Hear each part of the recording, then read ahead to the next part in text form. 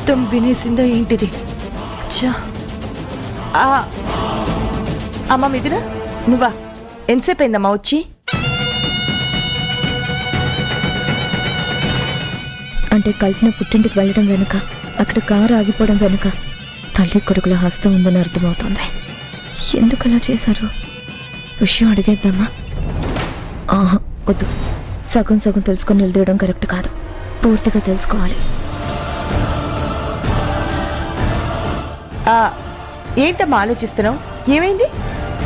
ఏం లేదు పిన్ని గారు, మీ కాలు బెణికింది కదా, ఇక్కడి వరకు నడుచుకుంటూ ఎలా వచ్చారు?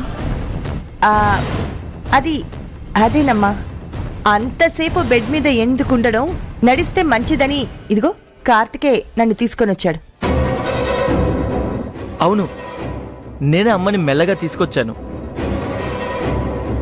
నువ్వు ఇటు తిరగగానే ఫాస్ట్ గా నడుచుకుంటూ వెళ్ళిపోయింది. కార్తికేయ తీసుకొచ్చాడని అబద్ధం చెప్తోంది. అంటే సంథింగ్ ఇస్తారు. వీళ్ళందరూ కలిసి ఏదో మాస్టర్ ప్లాన్ వేశారు. ఏంటమ్మా ఏం ఆలోచిస్తున్నావు? ఏం లేదు పిన్ని గారు, కాలు జాగ్రత్త. Take care.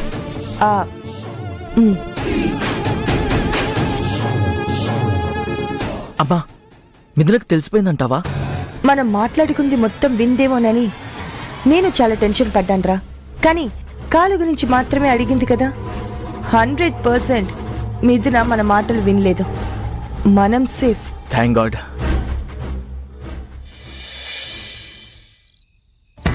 అబ్బా బాబా, ఒకసారి అటు చూడు.